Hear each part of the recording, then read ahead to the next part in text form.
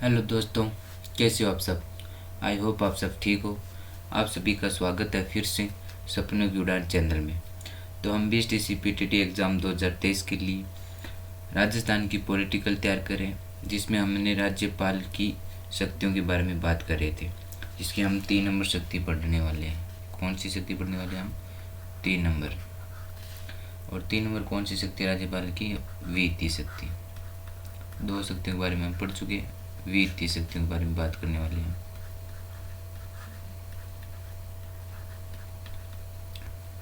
वित्तीय शक्तियों में हम बात करेंगे 1 नंबर बात, कौन सी? अनुच्छेद के अनुसार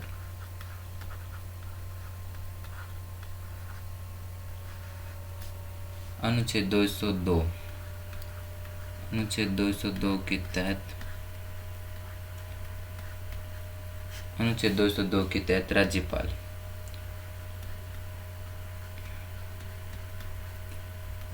क्या करेगा? राज्यपाल प्रतिवर्ष राज्य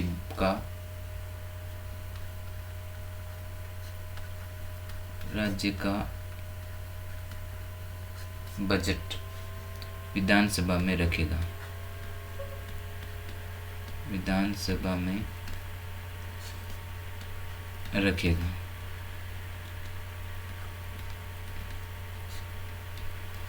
अब देखना, वैसे अगर आपसे सीधा नॉर्मली प्रश्न पूछा जाए कि राज्य का बजट विधानसभा में कौन रखता है, तो इसका जवाब आपको राज्यपाल नहीं देना है, इसका जवाब देना है वित्त मंत्री।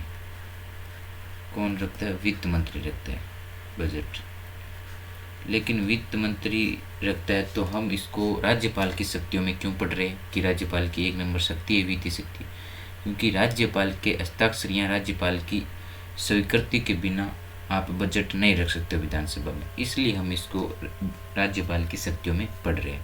तो अगर हमसे सीधा क्वेश्चन पूछा जाए कि राज्य का बजट विधानसभा में कौन रखता है, तो हमें जवाब कौन सा देना है? वित्त मंत्री रखता है। लेकिन किसकी स्वीकृति से? राज्यपाल की स्वीकृति से वित्त मंत्री रखता है। ठीक है। दूसरी बात, जो ये आप बजट शब्द देख रहे हो ना, ये बजट, इसका संविधान में कोई उल्लेख नहीं है। संविधान में इस बजट शब्द की जगह कौन सा उल्लेख था? बजट शब्द की जगह था वार्षिक वित्तीय वितरण। कौन सा शब्द था? वार्षिक वित्तीय विवरण। तो संविधान में बजट की जगह कौन सा शब्द था? वार्षिक वित्तीय विवरण। ठीक है। तो 1 नंबर वित्तीय शक्तियों में ये बात थी राज्यपाल की। 2 नंबर बात पढ़ लेते हैं हम। 2 नंबर राज्यपाल की कौन सी बात है वित्तीय शक्तियों में? कि राज्यपाल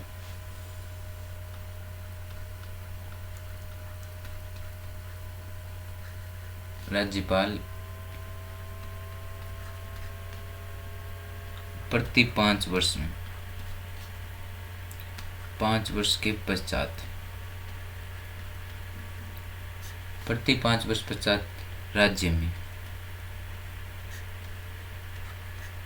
क्या करेगा? राज्य में राज्य वित्त आयोग का गठन करेगा। राज्य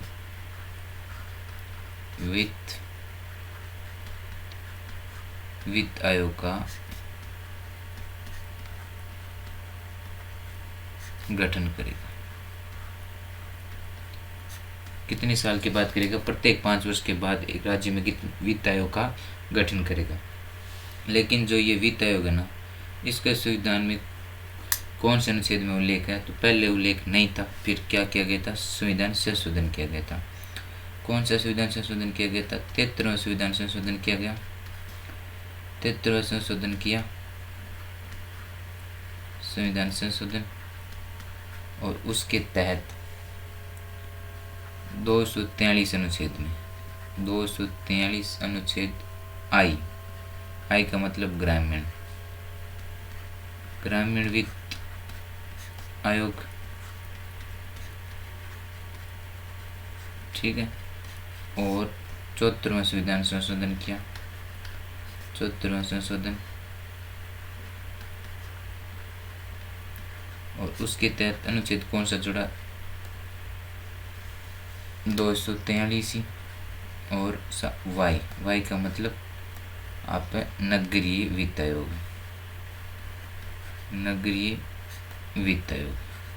इस प्रकार संशोधन करके क्या गया था, इस वित्त आयोग को अनुच्छेद में जोड़ा गया था। कौन सा संविधान संशोधन किया? 73वां, जिसमें अनुच्छेद 243 में ग्रामीण वित्त आयोग, और 74वां संविधान संशोधन 243 नगरीय वित्त आयोग। ये देखो संविधान के अनुच्छेद में तो देखो अलग अलग उल्लेख है कि 243 में ग्रामीण वित्त आयोग, 243 अनुच्छेद वाई में नगरीय वित्त आयोग, लेकिन धरातल पर यानी जो आयोग है ना, वो वित्त आयोग इन दोनों के लिए एक ही कार्य करता है। कौन सा? वित्त आयोग। अलग अलग नहीं है कि ग्रामीण वित्त आयोग अलग है, नगरीय वित्त आयोग अलग है। ये ओनली फॉर अनुच्छेद में उल्लेख है अलग अलग कि अनुच्छेद 243 में तो ग्रामीण वित्त आयोग है और 243 में नगरीय वित्त आयोग है, और धरातल पे वित्त आयोग एक है जो काम करता है। तो अब जो वर्तमान में कितना वित्त आयोग चल रहा है, पहली बात कर लेते हैं कि हम राजस्थान में पहला वित्त आयोग कब गठन किया गया था, प्रथम वित्त आयोग कब गठन किया गया था, प्रथम वित्त आयोग का गठन कब किया गया था? प्रथम वित्त आयोग का गठन, प्रथम वित्त आयोग का गठन किया गया था 1955 में। कब किया गया था? 1955 में। किसके? के गोयल की अध्यक्षता में। किसकी अध्यक्षता में? के गोयल। के गोयल का मतलब है कृष्ण कुमार गोयल। कृष्ण कुमार गोयल, इनकी अध्यक्षता में क्या किया गया था? इनकी अध्यक्षता में इस वित्त आयोग का गठन किया गया था, प्रथम वित्त आयोग का अध्यक्षता में। ठीक है, नेक्स्ट बात करते हैं हम राजस्थान में वर्तमान में कितना चल रहा है। वर्तमान में कौन सा वित्त आयोग चल रहा है? तो वर्तमान में ये 6वां वित्त आयोग चल रहा है। कितना? 6वां वित्त आयोग चल रहा है, जिसका वर्तमान में अध्यक्ष कौन है? तो इसका अध्यक्ष है प्रद्युमन सिंह। अध्यक्ष कौन है? प्रद्युमन सिंह। फिर हम 3 नंबर बात करें वित्तीय शक्तियों में, तो राज्य की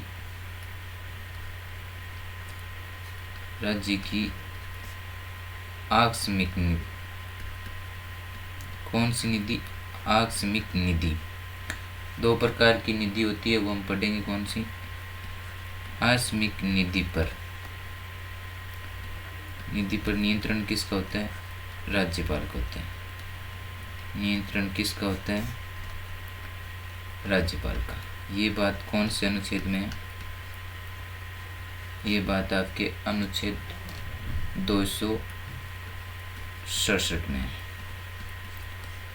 राज्य की आकस्मिक निधि पर नियंत्रण किसका होता है? राज्यपाल में। आप नोट लगा के एक और लिख लीजिए, क्योंकि 2 ही निधि होती है। दूसरी निधि कौन सी होती है? संचित निधि। कौन सी? संचित निधि। और संचित निधि पर नियंत्रण किसका होता है? संचित निधि पर नियंत्रण विधानमंडल का होता है। किसका होता है? विधानमंडल का। विधानमंडल का नियंत्रण होता है। और इसका उल्लेख कौन से अनुच्छेद में? उसका उल्लेख अनुच्छेद 266 में है। ठीक है, तो अब आपको दिमाग में क्यों सुना रहा होगा कि राज्य की आकस्मिक निधि पर नियंत्रण राज्यपाल का क्यों है? क्योंकि राज्यपाल का, अगर मान लो कोई राज्य में आपातकालीन स्थिति आ जाए, या जैसे कि बाढ़ आ जाए, और बाढ़ आने पर क्या है, अभी भी आपको बाढ़ का राहत कार्य शुरू करना है, उसके लिए आपको क्या चाहिए? पैसे चाहिए।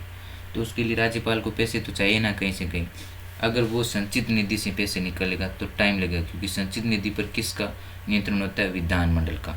और विधानमंडल यानी मंत्री परिषदों की स्वीकृति देने के बाद ही पैसे निकल जा सकते हैं। लेकिन आकस्मिक निधि का मतलब ये होता है कि अगर आपातकालीन स्थितियों में अगर आपको पैसों की जरूरत हो पड़ जाए, तो उस समय क्या किया जाए। तो राज्यपाल की कौन सी शक्ति है, 3 नंबर शक्ति है विधि की, अनुच्छेद 267 में उस पर नियंत्रण है। तो राज्यपाल बिना किसी को पूछे अब जितने चाहे उतने पैसे निकाल सकता है। कौन सी शक्ति के अनुसार, आकस्मिक निधि के नियंत्रण के अनुसार, 200 अनुच्छेद 67 में, अनुच्छेद 267 में। तो थैंक यू, धन्यवाद क्लास देखने के लिए। हम अगली शक्ति की बात करेंगे नेक्स्ट क्लास में।